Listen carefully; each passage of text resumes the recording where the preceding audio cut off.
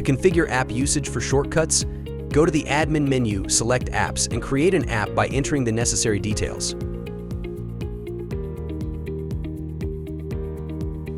During publishing, select the shortcut option in the app usage section.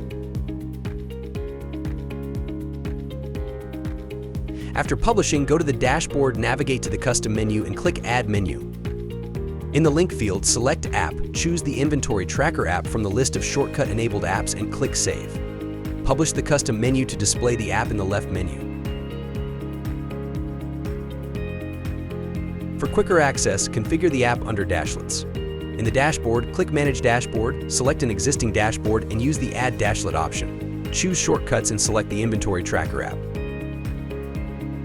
Save and update the dashboard to ensure easy navigation.